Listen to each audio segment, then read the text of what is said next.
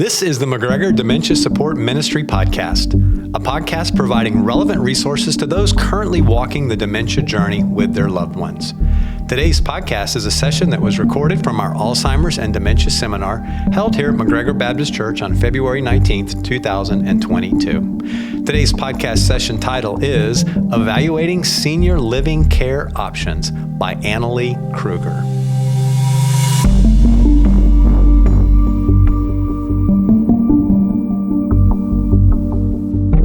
Thank you everybody for coming today. My name is Annalee Kruger, and we're going to be talking today about evaluating senior living.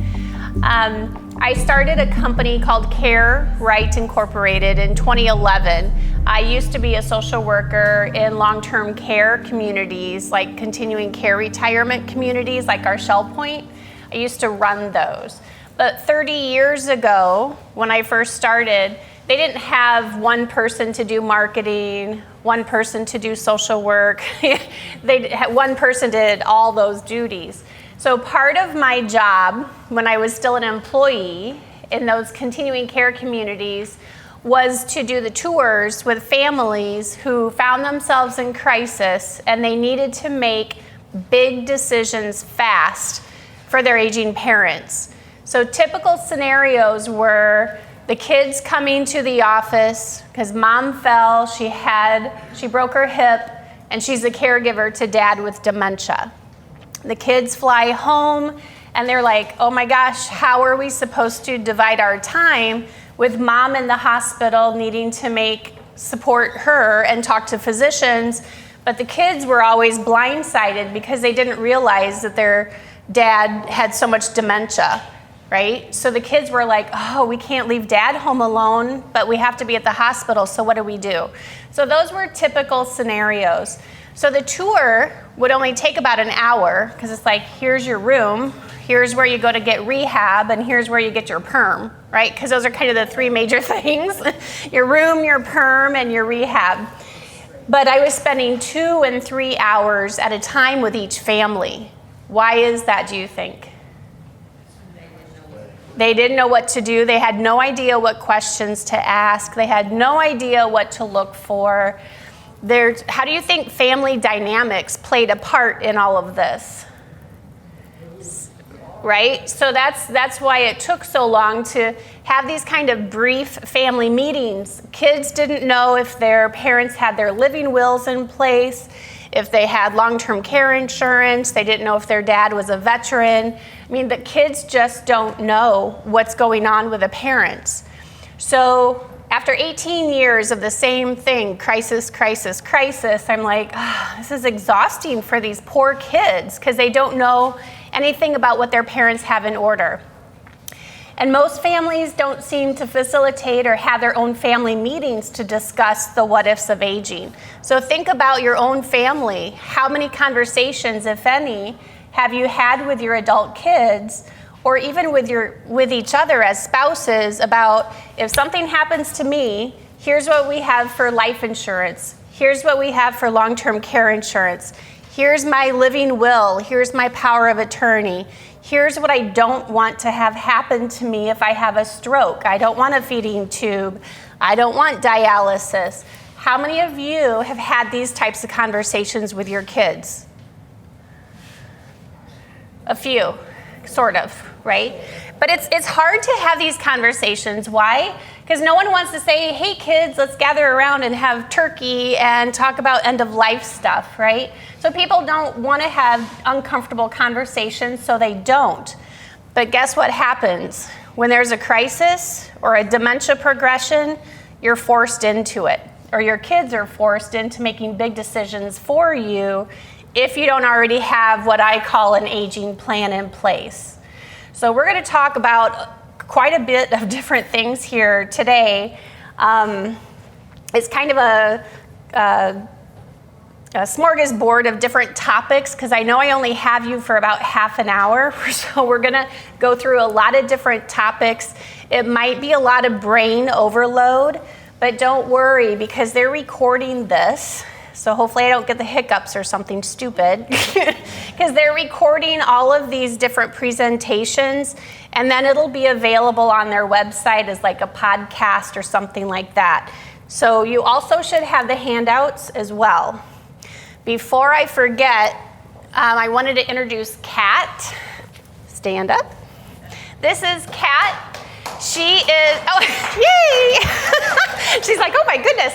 So Kat is one of my assistants, and she is helping me man the table today. And so she also, I don't know what I would honestly do without her. She's kind of my right-hand man or woman, I guess. So she's also going to be helping with at the table. I wrote a book called The Invisible Patient, The Emotional, Financial, and Physical Toll of Family Caregivers. One of the reasons I wrote this last year is because I've literally had thousands of families, adult kids, say, I wish there was a what to do with mom and dad. Because who do you think calls me for an aging plan? The kids. And why? Because moms and dads didn't want to do this. And guess what? Now mom and dad are in a hospital or too demented to be able to have these own kind of family meetings. And the kids are grieving their parents, and they're grieving what are we supposed to do and how are we supposed to best help our family. So this is a literally, and we have some that we passed around. You can see that it's really a step-by-step how to facilitate your family meeting. There's scripts in here. There's checklists of what to look for and what to ask about when you start touring care communities. There's questions on how to interview home care companies. So if this is something that would appeal to you, it's available at our table. The other thing that is helpful, because remember how I told you when I had the kids in my office, they didn't know if mom and dad had a living will, power of attorney, long-term care insurance. So this is the grab and go binder. There's 11 tabs in here. Behind each tab, there's a suggested checklist of items to include in your binder. What do you think are two of the biggest things people forget to communicate? What? Where the documents are, for sure, but how to even get into your cell phone. So what if your kids have to get into your cell phone, that little 4-digit, or your thumb?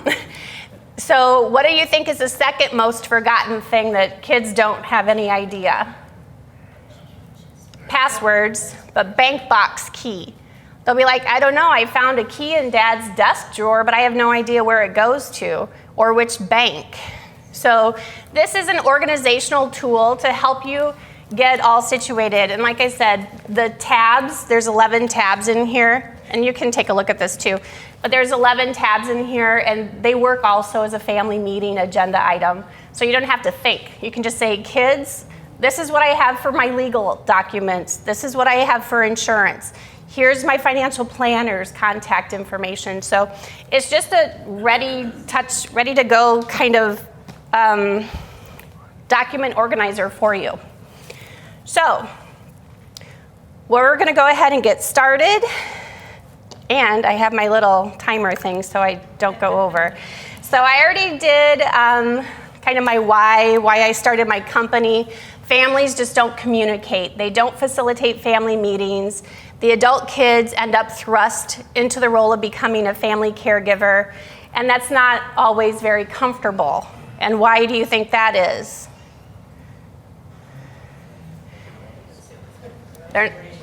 When it's your parent, you're not used to having to take care of them. That role reversal change. You know, you're my dad and now I have to shower you. But why else is it difficult? Family dynamics. What if there's family conflict and it never got resolved, and now you have dementia or you've had a stroke, and your kids have to try to all come together and figure out what to do to help you? Family dynamics is a big, big piece of that. But also, it's intimidating. There's so many different levels of care. There's so many different options. Some insurance covers some things, other insurance doesn't. You know, so kids really don't know what their options are for you. So it's really important to start having these conversations with your kids. I'm going to walk through what a Care Right aging plan is. if you want to try to tackle this on your own, at least you have some ideas of what to talk about with your kids. So what's different though is I'm a neutral third-party person to facilitate your family meeting. That's a big deal. Why do you think that's a big deal? Families don't communicate well, and it helps to bring a neutral person in to bring the whole family together. Yep, because there's too much family emotional junk that gets in the way when families have their own meetings. Or what if you tried to say, hey kids, I want to talk to you about what I have in place, and the kids are like, no, we don't want to talk about end of life, we don't want to talk about this stuff, and there's too much pushback, so you quit trying, right? So this will help give you a little bit of a heads up or a tool to help you facilitate your own family meetings. When we do it, we know that most families don't communicate well. So I've been a social worker for 30 years. 30 years ago, when I first started, families all lived down the street from each other. So I could go to mom and dad's house, and the kids could gather around the kitchen table because everybody lived 10 minutes away. That's just not how families are, right? How many of you have kids like right here, or your whole family is right here? You're lucky, because that's not really a typical family profile anymore. That's why I went virtual in 2012, because families live all across the country, and the only way to facilitate a family meeting was to leverage, at that time, Skype, okay? We need to get everybody on the same page so that, how many of you have heard about kids' relationships totally crumbling and breaking during the aging process? You would hope the aging process brings families together. I'm here to tell you it does not. It absolutely does not. So we know that most families don't communicate well with each other. Most families don't know what they even need to discuss. That's why at least the binder is a helpful tool, because at least that tells your kids what you have in place. But most families are also in a fair amount of denial about what their loved one's true needs really are. So we found out about that during Hurricane Irma, right? I have all these seniors who are like, Annalee, I don't need an aging plan because I'm gonna stay at home. And I'm like, that's great, but what's the plan if staying at home doesn't work? Or you can't get home care, and that was before the pandemic, right? Now it's hard getting care because there's such a shortage of staff. So Hurricane Irma was a good lesson for families because seniors couldn't prepare for Hurricane Irma. They couldn't get to the pharmacy to get their medications. They couldn't get to the store to get their Depends and their incontinence supplies.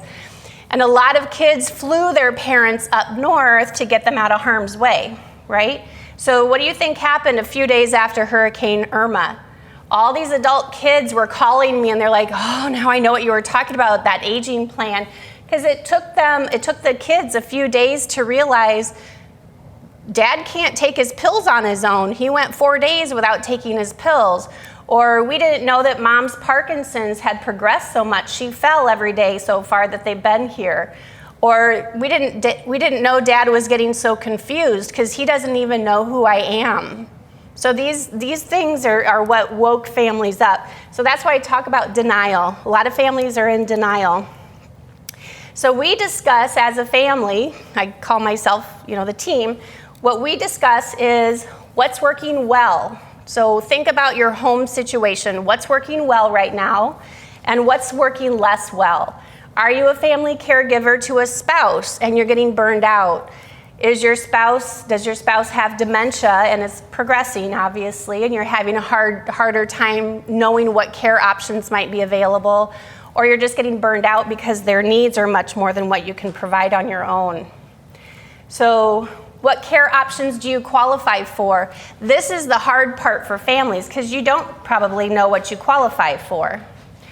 But we know that most people want to age in place at home, right? Nobody's goal in life, nobody's bucket list item is to end up in a facility of some sort, right? So most people want to age in place at home.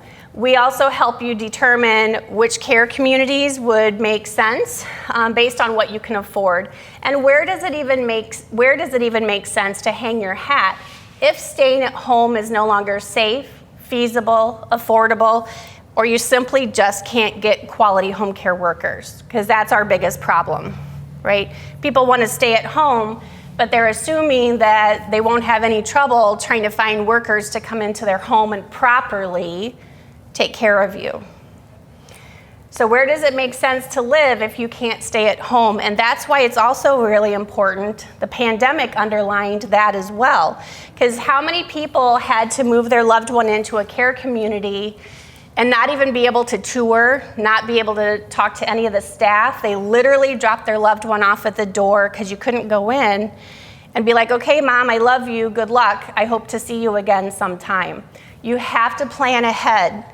Before the pandemic, a lot of these the quality care communities had waiting lists, some of them for months and some of them for years. So if you don't have a plan put together on where does it make sense for us to live, if we can't stay at home, you're gonna end up in whatever care community has an open bed that is available to you when that time comes, or your loved one, when the time comes for your loved one. Who will provide the care? So talk to your spouse and talk to your kids about, if we need care, who are we going to leverage to take care of us? When I ask my clients, what are your goals as you age? It's always two.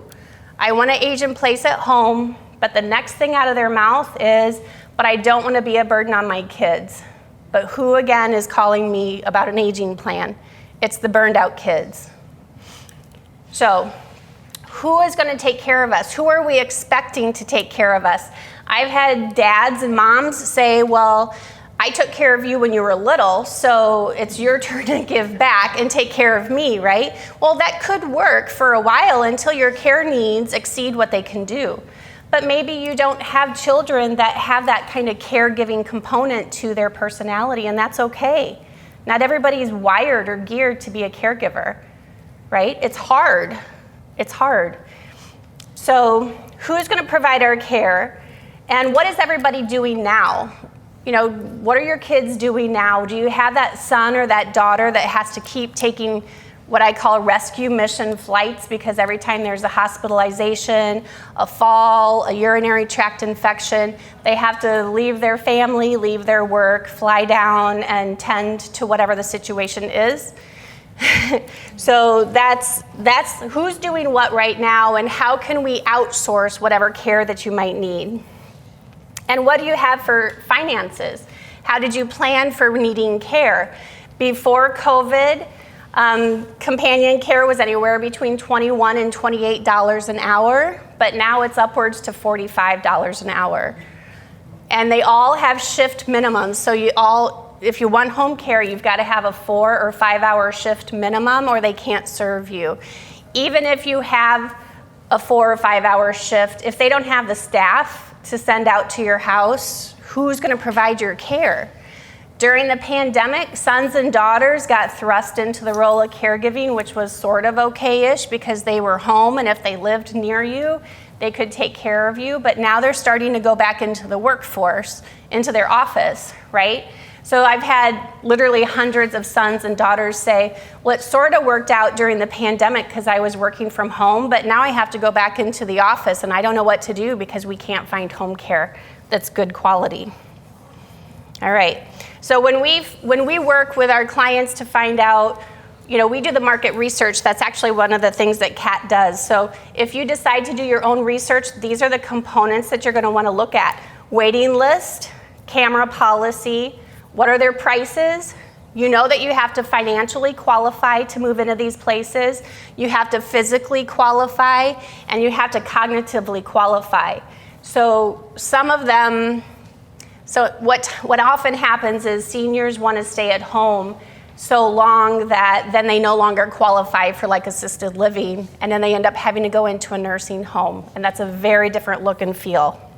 So we get all of this information. We also look at their state surveys, because there's just a lot that you need to be thinking about before you would make that move for either yourself or your loved one into what care community makes the most sense. We already talked about the grab and go binder and why the grab and go binder is critical, so that you know what you have in order, but also so that your kids know. Be watchful for memory impairment, weight loss, mood issues like depression that might be new. If your loved one or if you are having trouble managing your mail and you have stacks of mail at home, that's probably a sign that you're needing more help than, and there's resources for all of these solutions. Like there's solutions for every single one of these issues. But you also want to check the refrigerator and pantry to make sure that the food's not expired, right? So I was at a person's apartment the other day. His milk was in there still from December. And he's like, that's okay, leave it in there, don't throw it out, it's still good yet. Obviously mid-stage dementia, right? So care options, we've got home care that can help you stay at home, but again, the cost is going to be upwards of like $28 to $45 an hour, depending on where you live. We have adult daycare programs, but again, you have to commit to certain days, and you do kind of get more bang for your buck, so to speak, with adult daycare because you're around other people. They have activities, there's socialization. Versus with home care, there might just be the one companion coming out to spend time with you or go for walks with you or your loved one. Different levels of care. Independent living is just that. It's just an apartment. There's nothing that goes with it. There's no care that goes with it. It's just an apartment. Assisted living, again, you have to qualify to get into assisted living, but at least there's 3 meals a day. There's activities. Most of these care communities have transportation, so if your loved one's no longer driving, at least they can still get out. There's memory care that is a secured memory care unit. So that's for people who are wandering or at risk of getting out of the house or getting out of the building. It's a secured unit. There's skilled nursing, which is what in the old days we used to call nursing home, but it's skilled nursing. The rehab centers, if you go and you have a broken hip and you need to get therapy, that's where you go after you've been to the hospital. Then there's hospice for end of life, helping you pass with dignity and as pain-free as possible. Selecting care provider considerations, training or facilitating or touring facilities. We also teach our clients, we have a 6-page checklist that we provide our families, so in case they want to do the tours of these different care communities, you do know what to look for and what to ask about. So we talk about what kind of training, what's the staff ratio, what are some of the issues that are common in your care community, and how do you address those issues. Family communication. They're supposed to notify you as a family member if there's any kind of condition change. With the pandemic, that's been very difficult because most of these workers are working double shifts. So there's been a significant lack of communication back and forth with care communities. Costs and fees. Do you charge an entrance fee or a deposit for the waiting list? Do you have a waiting list, and how long do you anticipate that is?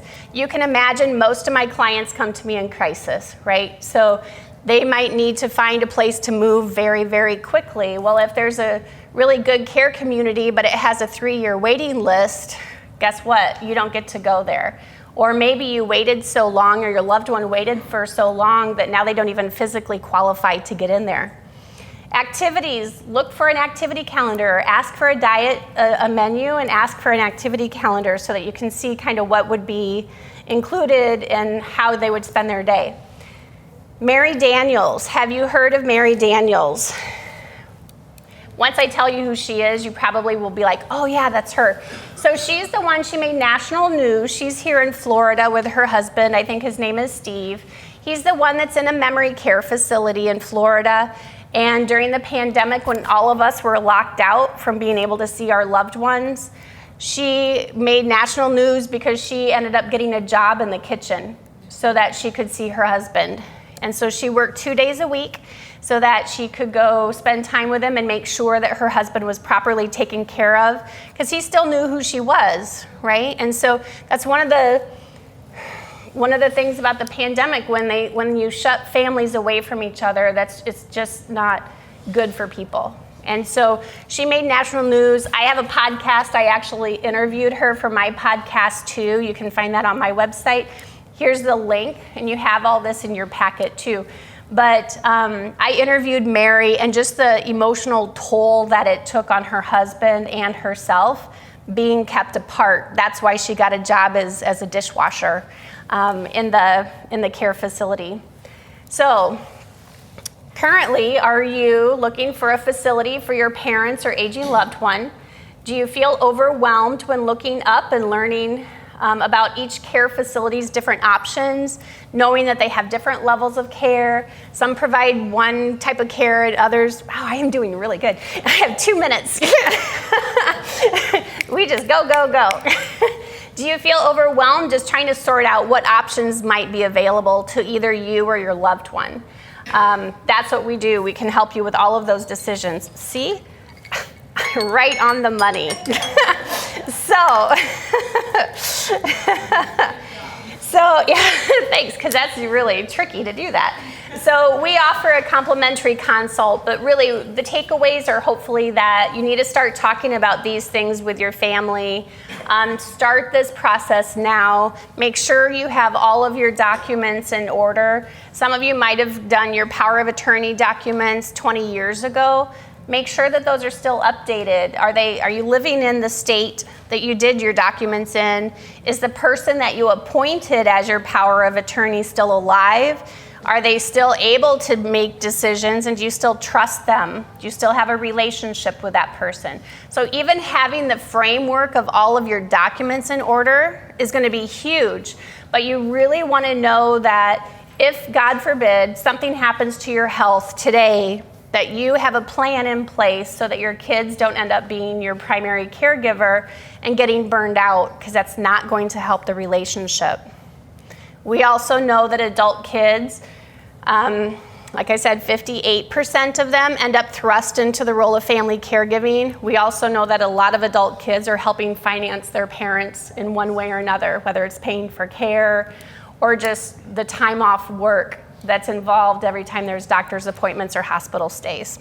Yes? Do you have people that can be guardians for those that don't have children? So the question is, are there guardians for people that don't have children? That's not what we don't provide that. We're not guardians, but we have all of those types of resources in our network. Florida Guardians, just so that you have an idea, they are allowed to charge $85 an hour, which is good because that's a 24/7 job. So when you think about an aging plan, that's part of what we're talking about is how do we finance all this? Do we have enough money? So we work with your financial planner, we work with your attorney, because we need to make sure everyone is working towards the same goal.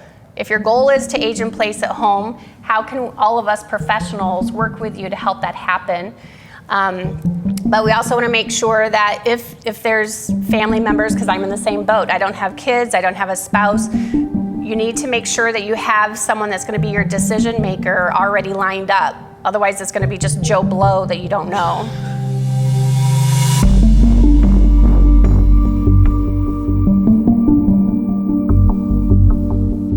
Thank you for listening to this podcast. Please subscribe to the channel if you haven't already done so, and also please share this podcast with those that you feel would benefit from hearing it.